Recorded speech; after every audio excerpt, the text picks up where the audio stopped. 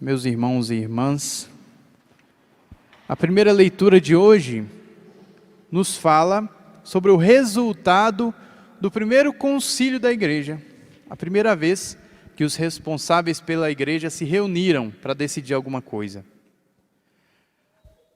Na primeira leitura de ontem, mostra como os apóstolos se reuniram e viram que a igreja estava dividida em dois grupos. Tinha um grupo que era de seguidores de Jesus, que eram judeus. Tinha o outro grupo que era seguidores de Jesus, que eram não judeus, eram pagãos. Então o grupo de judeus queria que os pagãos seguissem a lei dos judeus. Queriam que circuncidasse, que se proibisse alguns alimentos, que se guardasse o sábado e se seguisse todas aquelas recomendações que nós temos lá no início da Bíblia, nos 5 primeiros livros da Bíblia. Só que aí o outro lado, capitaneado aí por São Paulo, é graças a São Paulo que a gente não tem, que a gente pode comer carne de porco, por exemplo, fazer um churrasquinho aí, embora esteja caro, né? Então vamos agradecer a São Paulo, que foi graças a ele. Então esse grupo decidiu, falou, não, mas se a gente pesar, colocar esse fardo nas costas dos que querem se converter, ter que seguir também a lei dos judeus, vai ficar muito difícil. Então a igreja decidiu em comum acordo, Pedro, o líder dos apóstolos, Tiago, que era o bispo de Jerusalém, todos decidiram então que os pagãos não precisavam seguir a lei dos judeus. E a primeira leitura de hoje nos mostra o momento em que eles fizeram uma carta e mandaram lá para a igreja de Antioquia, que era uma grande cidade que tinha muitos cristãos de origem pagã. Então aqui foi o primeiro documento da igreja, a primeira encíclica. E é interessante a maneira como os apóstolos escrevem essa carta. Quando eles dizem o que eles decidiram, eles não dizem assim, olha, ficou decidido tal coisa, ou então, nós decidimos isso, ou então, nós achamos melhor isso. Eles falam com uma autoridade que chega a ser escandalosa. Eles dizem, porque decidimos, o Espírito Santo em nós. Quase que eles se colocam no nível do Espírito Santo, o Espírito Santo em nós.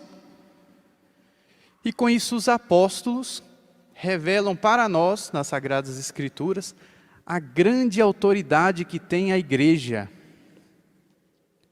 Não sei se vocês já ouviram falar de um santo chamado Padre Pio. Na época dele, ele fazia milagre à torto e à direito. Deus usava muito ele para converter as pessoas, atrair as pessoas. E isso acabou atraindo muita perseguição.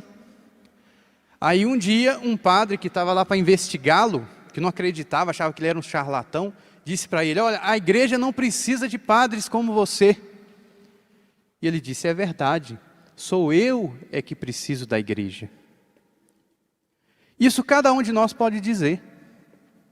Nós é que precisamos da igreja. Porque na igreja fala o Espírito Santo. É por isso que os apóstolos podiam dizer, o Espírito Santo e nós. Porque eles tinham essa convicção. Deus não abandona a sua igreja. Jesus ele não criou a igreja a partir dos apóstolos e abandonou ela no mundo. Ele continua.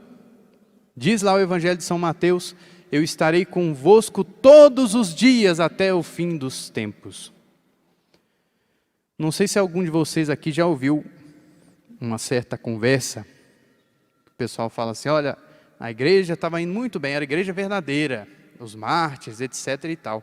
Só que aí o imperador romano se converteu, o imperador Constantino. Deve ser o imperador mais famoso de tanto que eles falam essa história.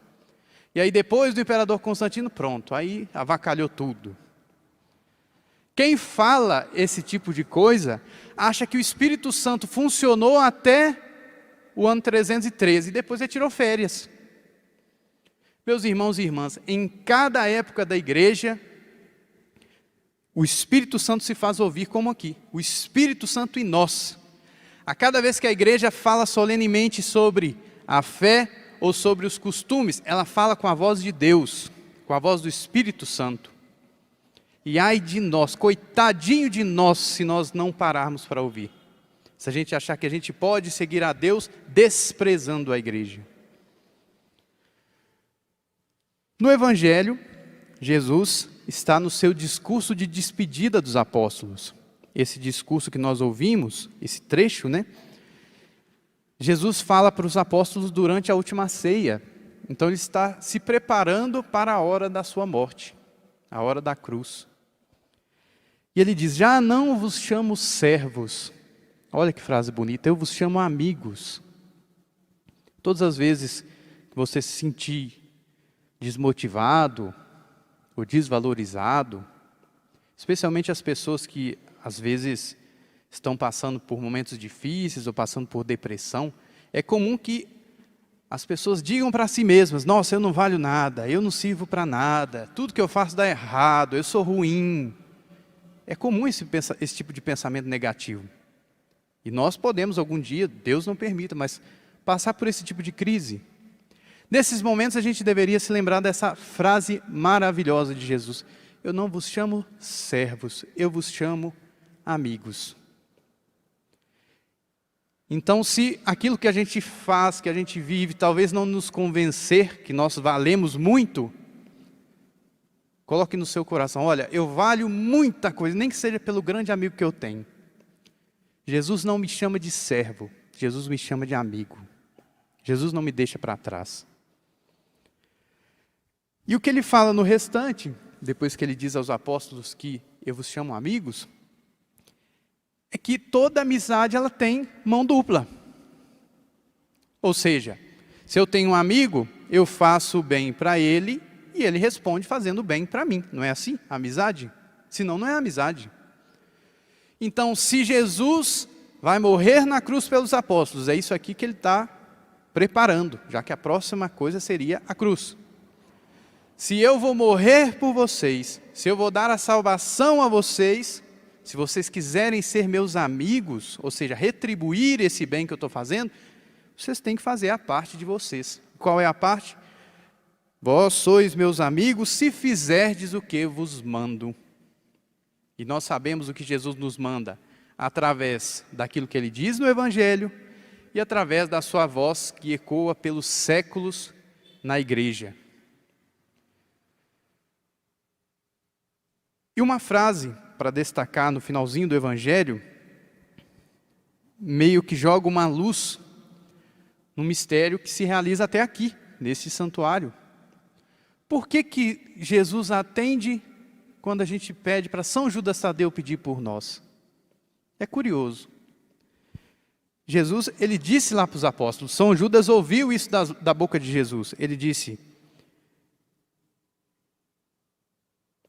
o que então pedirdes ao meu Pai em meu nome, eu vou-lo concederei. Ou seja, vocês que são meus amigos, vocês que são santos, vocês que são justos, se vocês pedirem, eu atendo. Como nós ainda não chegamos nesse nível de santidade, como a gente não é tão amigo de Jesus como ele gostaria que nós fôssemos, a gente ainda tem esse recurso de pedir àqueles que foram muito amigos de Jesus, como São Judas Tadeu, que morreu por Jesus. Olha que coisa bonita. Então, meus irmãos e irmãs, se nós podemos levar para casa 3 lições da palavra de Deus de hoje, número 1, ouvir a voz da igreja. Número 2, se a gente quer ser amigo de Jesus, a gente tem que cumprir os mandamentos, fazer o que ele nos manda.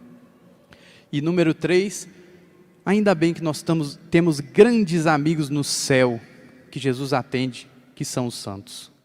Louvado seja nosso Senhor Jesus Cristo. Para sempre seja louvado.